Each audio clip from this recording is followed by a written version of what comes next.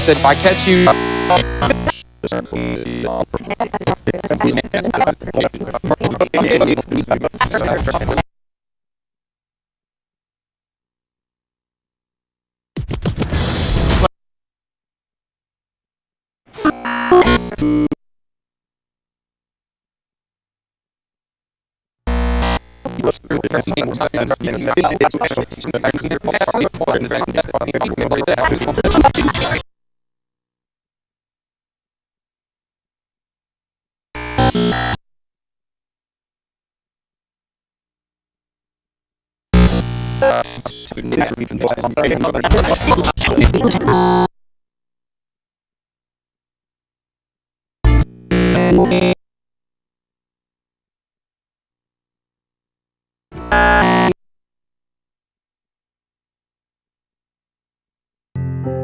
The only path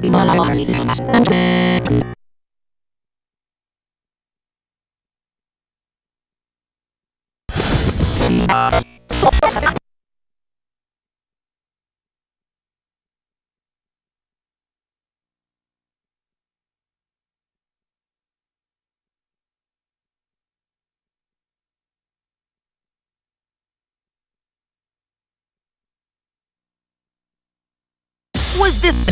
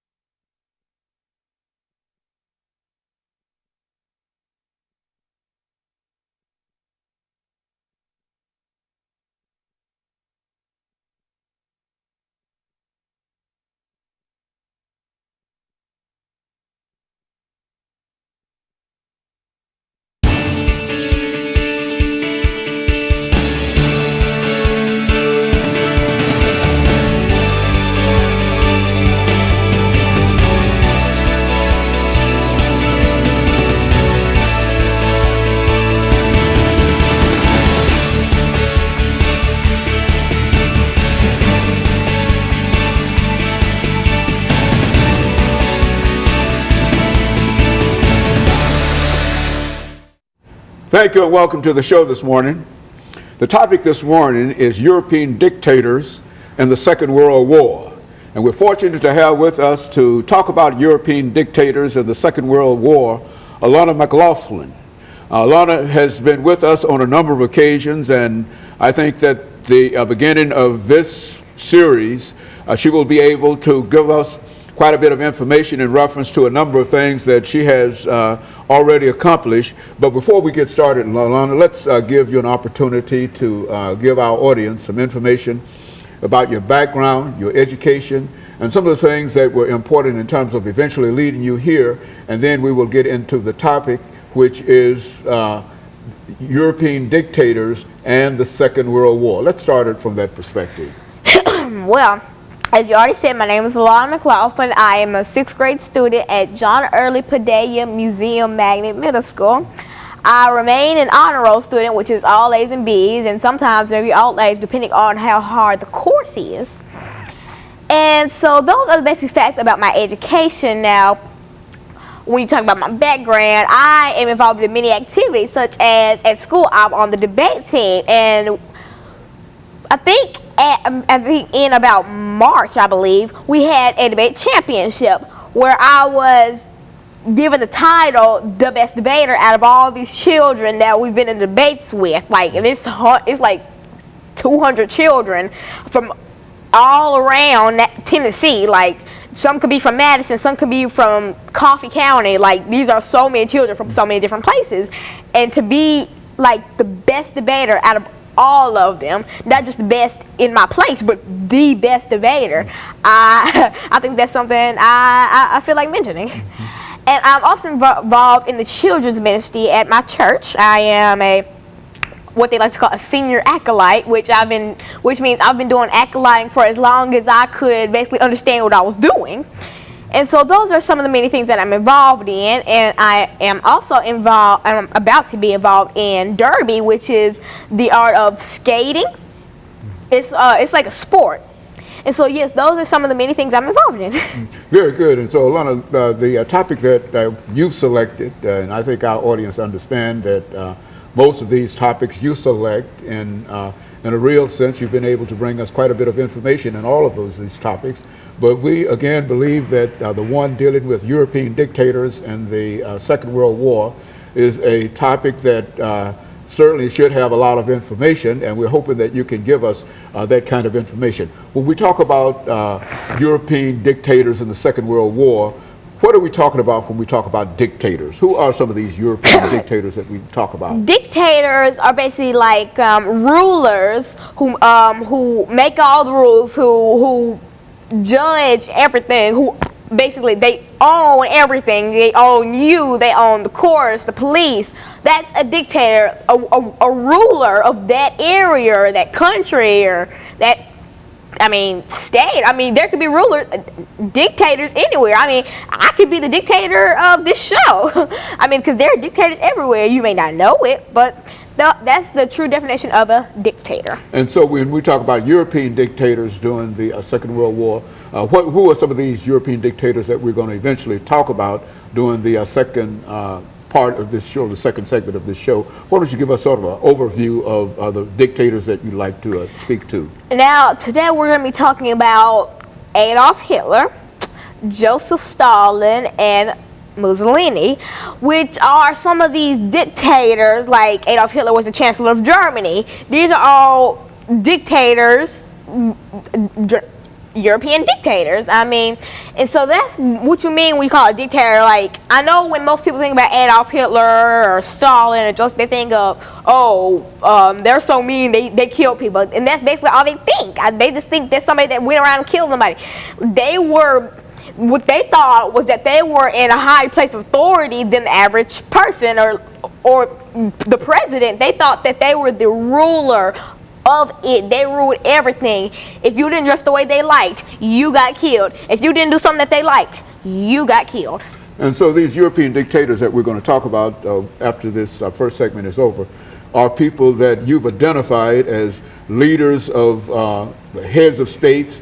That is, they have the political situation under control, they have the judicial situation under control, the legislative situation under control, but now you want to deal with specific individual dictators, and those dictators include Adolf Hitler, Joseph Stalin, and Mussolini. And of course, we'll be back with our audience following this very, very short commercial break, and we will get into a discussion of some of these dictators that we've already outlined. Thank you.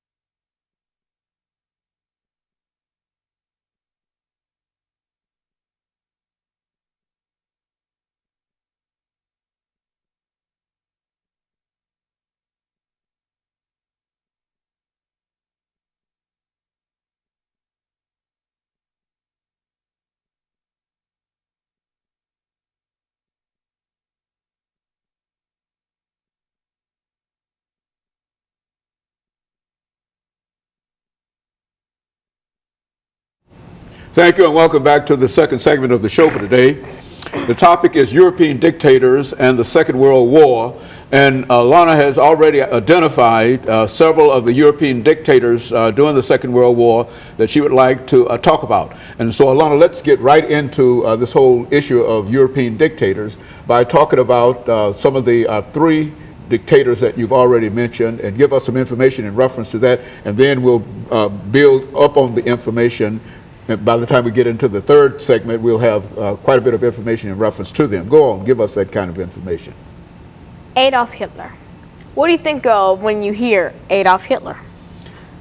Well, I think of the Holocaust. I think of the World War II. I think of just a number of things. I think of brutality. But what do you think of, and why don't you talk about Adolf Hitler? When I hear Adolf Hitler, I think of Anne Frank, her diary, the struggles that Jewish people had to go through, the pain that they suffered, the concentration camps that they were found in later after the Holocaust had ended. And now, Adolf Hitler, when you have to expand on this basically, you can't just say, oh yeah, he made the Holocaust, blah, blah, blah, blah, blah. It was so much more than that, so much more than that. I mean, he killed many people. He took lives that didn't belong to him. And I mean, and he just took lives and took lives. If you did something, if you did the slightest thing that he did not like, you were gone. And so that's what I think of when I hear Adolf Hitler. Now let's expand more on who Adolf Hitler was and why he is such an important part of this show today. Adolf Hitler was the Chancellor of Germany. He was born in Austria and died in Germany when he was assassinated. Now, he was an aggressive person growing up. He always was, and he grew up to be. He was the leader of the Nazi Party. What do you think of when you hear Nazis, the word Nazi? I think of Adolf Hitler again, and the leader of the party. Go on and speak to it. Now, Nazis were a group of people who basically thought that they were better than everybody else.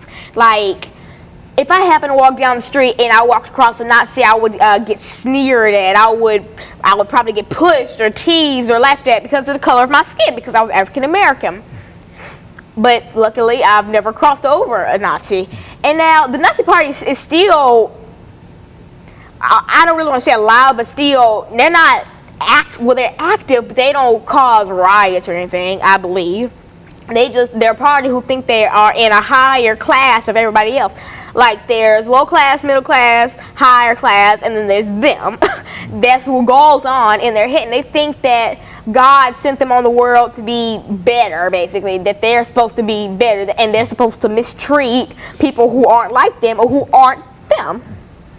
And so that's what you think of when you hear the Nazi Party. But now let's focus on Adolf Hitler.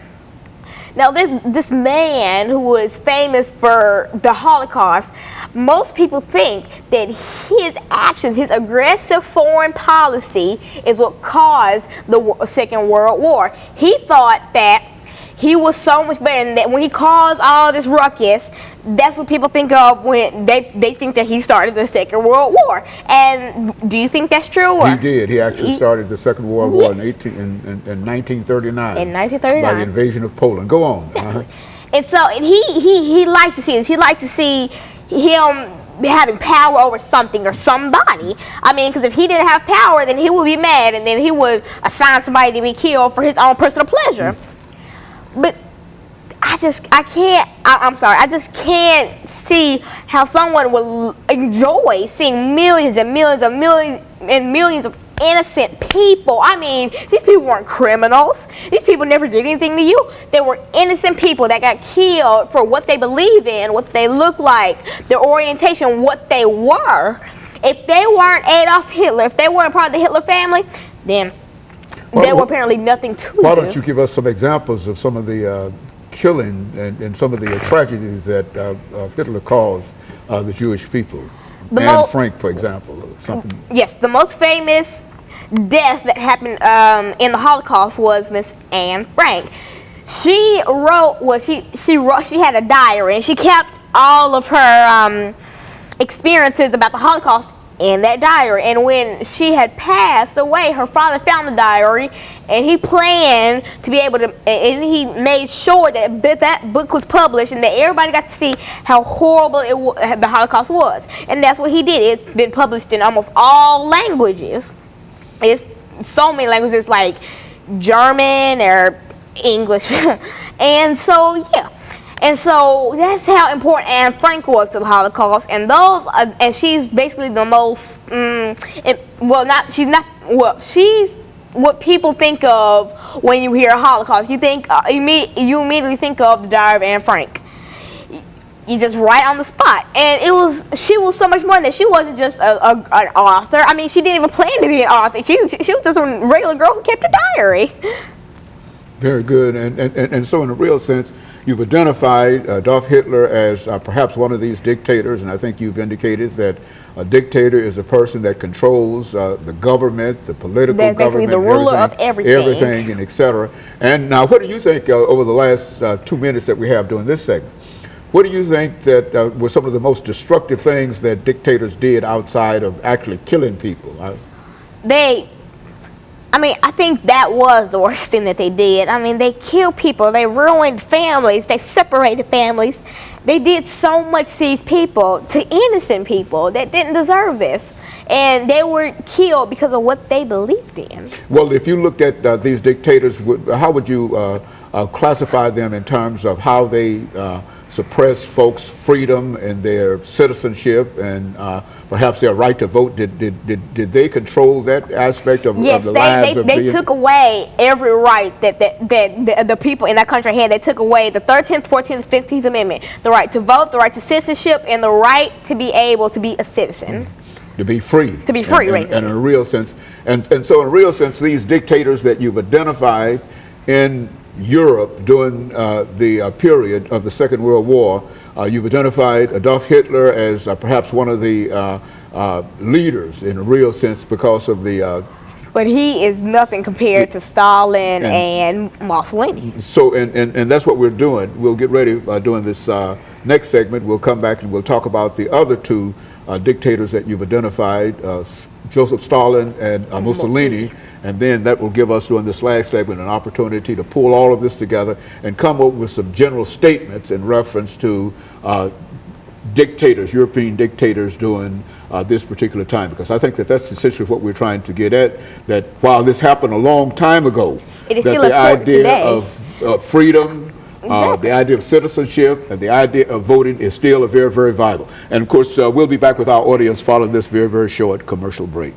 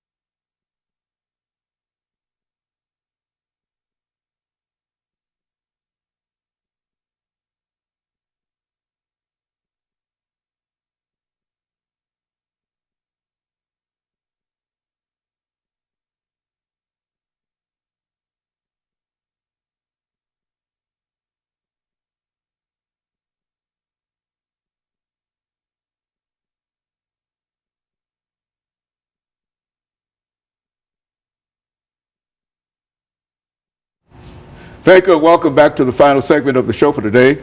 We're talking to Alana McLaughlin, and she has given us some information concerning European dictators during the Second World War. And now she will continue her discussion in reference to those dictators. Why don't you pick up where we left off the last time, Alana? Now, if you're just tuning in, we on the first two segments, we talked about my background in education. I'm Alana McLaughlin, sixth grader at John Early Museum Magnet Middle School.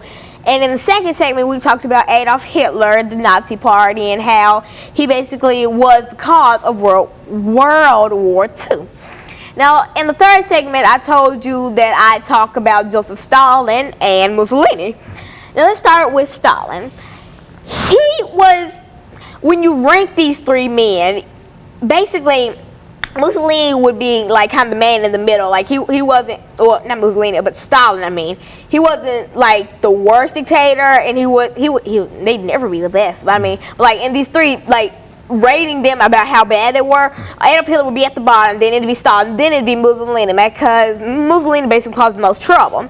Now Stalin, he's basically the same as Adolf Hitler, but in a different form, had a different mindset, and so many other things wrong with him. Now, Joseph Stalin actually grew up a fighter. Like in his, when he was a teenager, he had a history of being reckless, and he used to bully children, and even in church, he'd make children cry. He'd pinch them just for the fun of it. And he actually got kicked out of the school for stabbing somebody. And then the next school he went to, he also stabbed somebody. And then he openly admitted to stabbing his girlfriend in the arm. And these other people, he stabbed them in the hand. I mean, think of how painful that must be.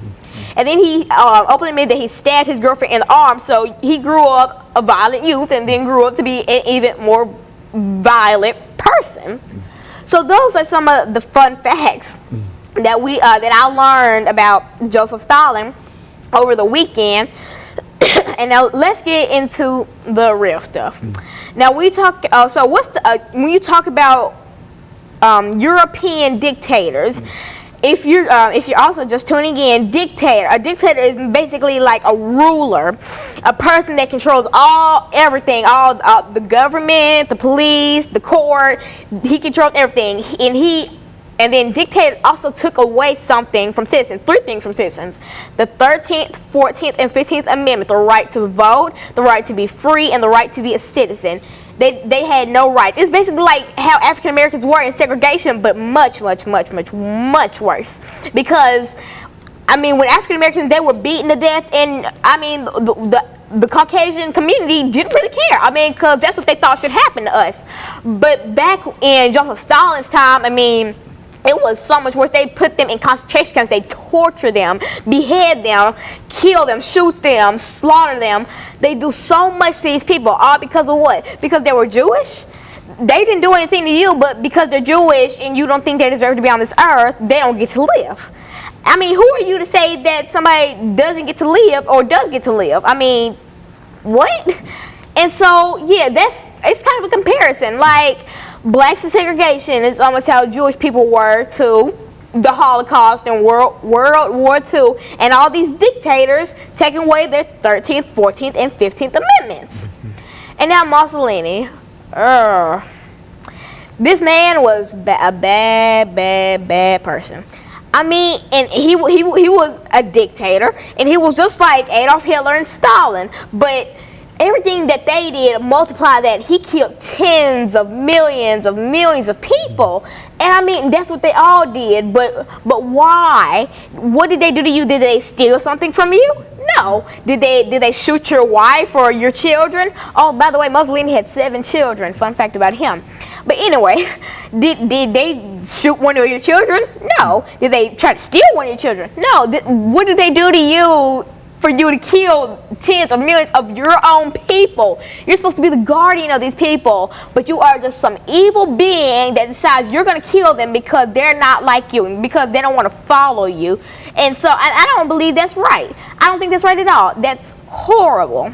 And it really hurts me to see all these people getting killed for no reason. I mean, why? And Lana, I think one thing that certainly deserves to be talked about and pointed out here is that while we talk about these 3 dictators, you certainly want the audience to know that wherever you look throughout all of the continents, that you're going to find similar kinds of individuals. And these are some individuals we just wanted to identify as European dictators during the Second World War. We could have, I think you understand, could have gone to Africa. You've talked about dictatorships in Africa, in South America, and et cetera, and et cetera. So we don't want to leave the impression that dictators only exist happen in Austria or Europe. everywhere. It's basically, it's bullying, basically. I mean, bullying is, if I just kicked you right now, that would be bullying, because I'm putting my hands on somebody else. If they didn't ask you to put your hands on them, then don't put your hands on them. I mean, killing is a type of bullying, and it happens everywhere. Being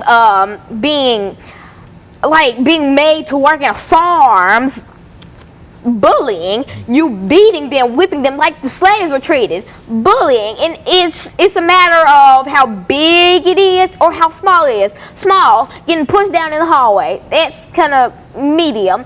You killing tens of millions of your own people, that breaks the scale right there. That is the worst type of bullying. I mean, like dripping slow acid on somebody's skin was a method of torturing, which was banned by the U.S. But anyway, that's something that they used back in that kind of era. And so that's a type of bullying. You killing them and doing all this to them because what? Because they're Jewish, or because they're black, or because they're not like you. Well, Lana, look, in terms of all of this, these dictators that we've identified in Europe, and as well as the rest of the dictators all over the world, what are some of the things that you can tell people of your age this morning in terms of how they have to react and how they have to act to one another, so that not only they might understand more about these individuals, but also be able to have a better attitude toward one another and toward parents and their relatives and etc. At every school you go to, I mean, you can't just say this school doesn't have bullying. I mean, you may not know it, but every school has bullying. Every class has bullying. I mean, I want to say to children my age, I mean, if you see it, then tell somebody. I mean, because I know I've heard children say, like, if I saw bullying and I told a teacher, they were like, oh, you was snitch. I mean, that's not even the right definition of snitch. Snitch is telling fake stuff about another person just to try to intimidate them. That's not being a snitch or being a tattletale or whatever.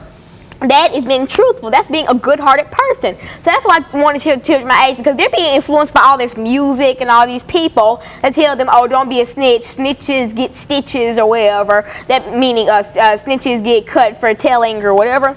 I mean, I doubt that, and if you do, then you will die knowing that you did something good and that you helped somebody and that you potentially stopped that was something that can turn into a bad situation. And so that's what I want to tell children my age. I mean, don't think you're going to be a snitch, you're going to be attacked because you tell somebody something.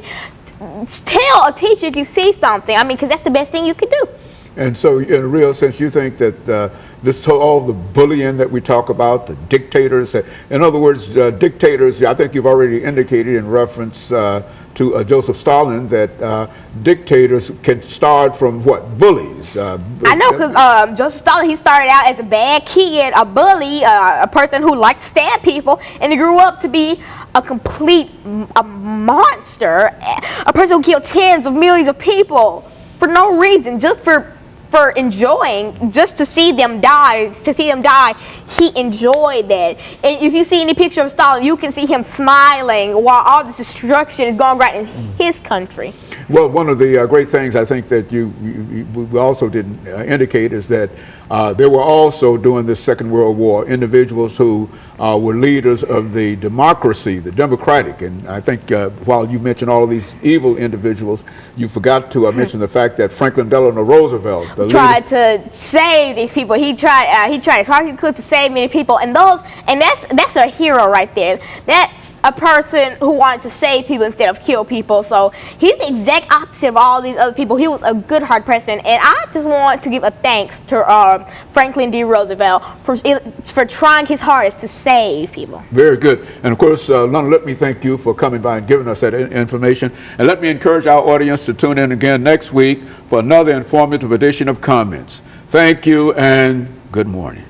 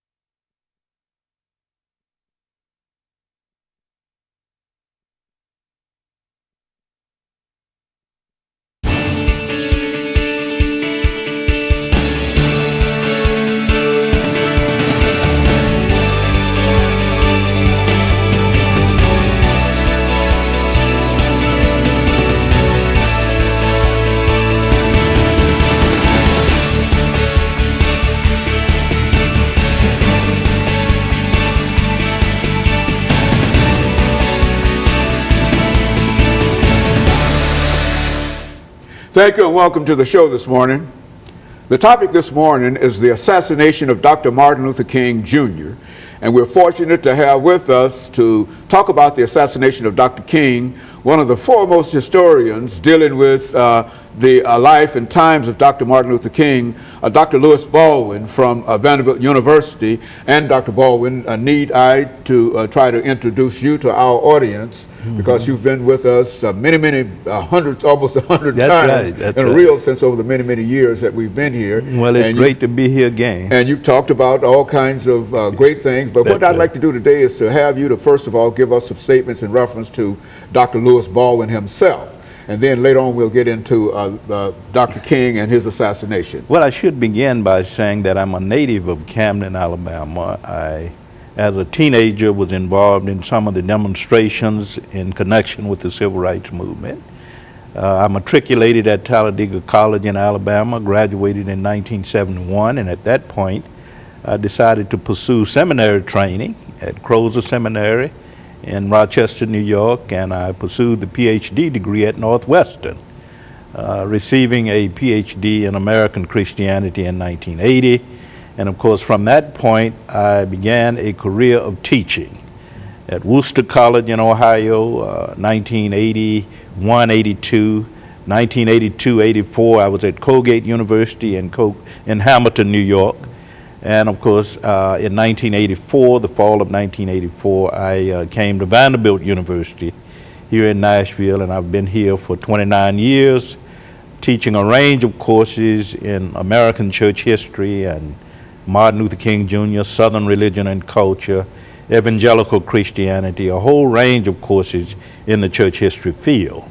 And Dr. Baldwin, we can only say that there is no doubt in anybody's mind that you are indeed the foremost historian dealing with Dr. Martin Luther King. I mean, you have spent more time dealing with Dr. King, and you've even sort of lived vicariously your life through Dr. Martin Luther King, going to his institutions, finishing at his institution, and finally coming out. And so that's why, and we've talked about the assassination of Dr. King on many occasions, but I think that you have the latest information, and so what we're going to do when we start this discussion in reference to it, we want you to think about all of those things that you know about Dr. Martin Luther King, because I think you've been with us. As a matter of fact, you started with us dealing with Dr. Martin Luther King almost after James Earl Ray was captured. To say something about that over the next couple of minutes in reference to the person who assassinated King.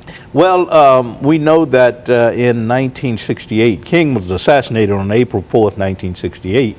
And in 1969, James Earl Ray was arrested. And at that point, the view among many scholars was that Ray was the lone assassin. You had the development of the lone assassin theory, that James Earl Ray killed Dr. King, and that he was able, with the help of segregationists, to escape and to leave the country. And of course, we know that he was ultimately arrested and convicted and received a 99-year sentence. But since that time, of course, a lot has changed over the last 45 years, and it's hard to believe that it's been 45 years since the assassination. A number of scholars have promoted what we call the conspiracy theory. That is, Dr. King's was a victim of a vast conspiracy, murder conspiracy, involving the federal government, involving forces from organized crime, and even the American military establishment. So we've seen over the years a shift from this lone assassin theory, James Earl Ray acted alone, to this conspiracy theory, that Dr. King's death resulted from a conspiracy. Very good, and of course we've got about a minute before this segment ends, and so overall, what you will bring us during the second and third segment will be information relative to Dr. King and some of the other, as a matter of fact, why don't you say something over the last 40 seconds about the many books. How many books have you actually written? Well, I've written 5 books on Dr. King, and I'm the co-editor of 2, and I'm the editor of 2. So I've been involved with 9 books on Dr. King, and we have 2 coming out this summer. 2 co-edited volumes, and I can talk about that when I talk about the legacy of Dr. King. Very good. And so what we want to do is to take this first commercial break, and then we'll come back and we'll give you an opportunity to get into some discussion in reference to it. And I'm anticipating this too, even though I've been here every time that you brought that information. Yeah. But I'm anticipating, and we hope to be able to do that. And we'll be back with our audience following this very, very short commercial break.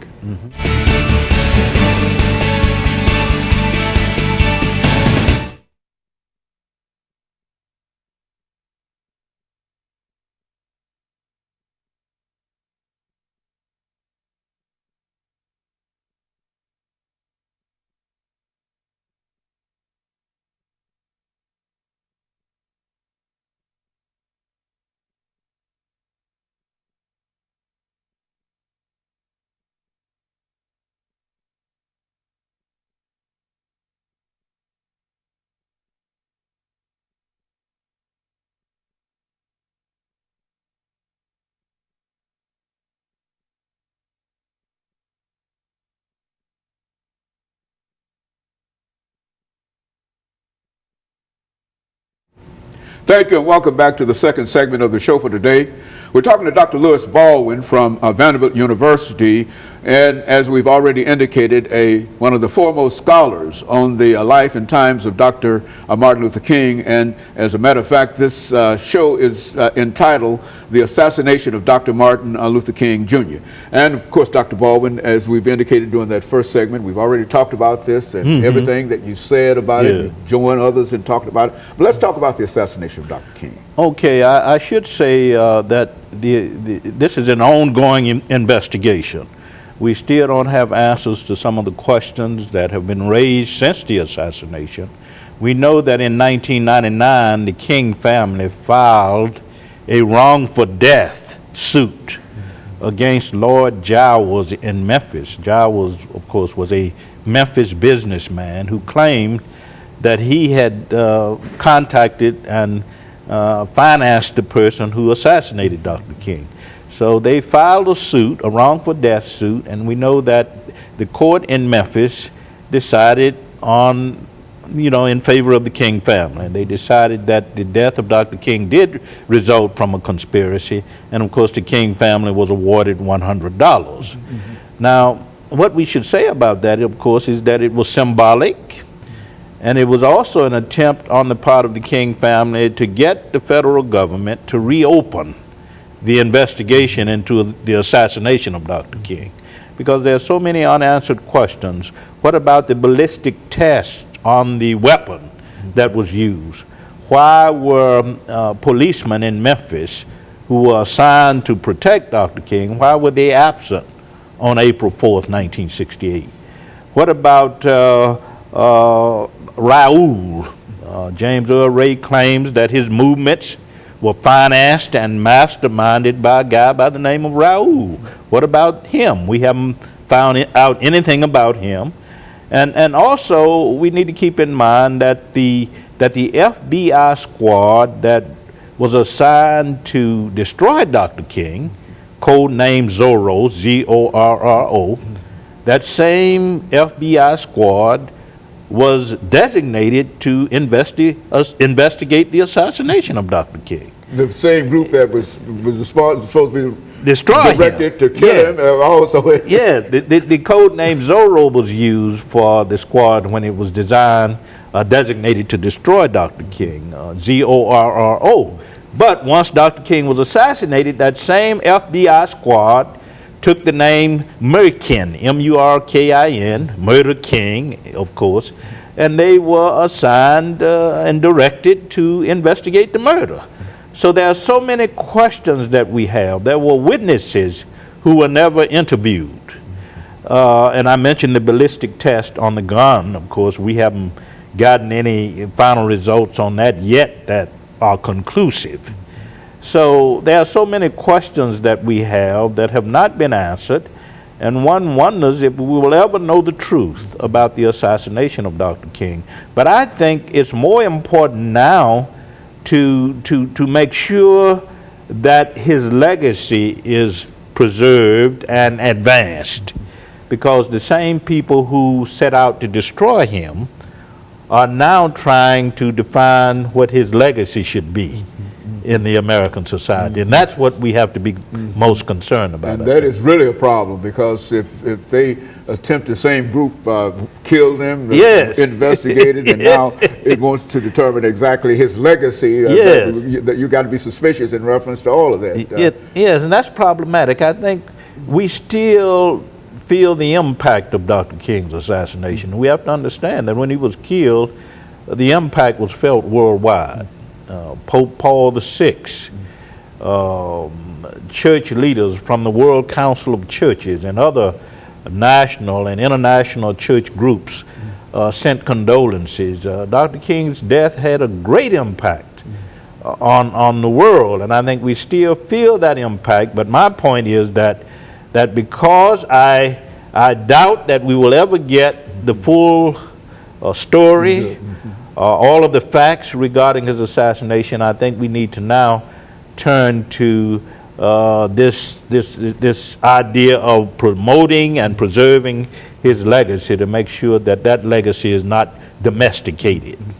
And I think that when you look at Dr. King within the United States of America, he also has grown in stature because of the memorial. Why don't you say something in reference to that? Yes. You know, we had the holiday, the King holiday was voted in 1983, and the first national holiday was celebrated in January 1986. Since that time, of course, we have the King Monument in Washington, D.C. So King has become something of a national icon.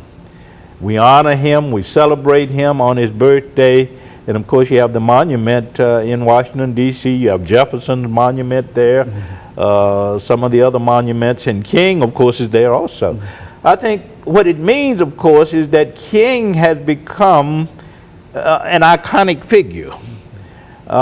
He represents the best in the American dream and in the American tradition of creative dissent. Because as you well know, our tradition, as far as our Constitution and Declaration of Independence are concerned, is all about dissent, you know, and protest against government and laws that are unjust. So I think Dr. King represents that, and that monument in Washington, D.C. is a symbol of the fact that he represented the best in the tradition of American democracy and creative dissent. And of course, Dr. Baldwin, I think one of the most important things, and I think we can make some statements in reference to that now and devote some time to it during the final segment. One of the most important things is that King, within the framework of the Voting Rights Act of 1965. Yes. And when we come back, we want you to evaluate what went on in reference to that and how Dr. King probably would have reacted to all of these things, and the importance of what the court has, in a real sense, done to the Voting Rights Act of 1965. Exactly. Because when we talk about King's legacy, we certainly have to talk about that. And I think it's just about time for somebody like you to give us some official information in reference to the act and what we have to do in order, because I think that it again calls for the kind of protest that Dr. King led and that you were a part of, and et cetera, and that things are getting worse in a real sense in terms of officially the rights that people have, not only Africans, but the rights that all Americans have in terms of speech and assembly and voting and et cetera. Exactly. These were all of the things that Dr. King dedicated his life to. Exactly. And so what we want to do when we come back is to have you to simply go full force to in talk terms about of talking about that. What's happening now. What's happening now. And we'll be back with our audience following this very, very short commercial break.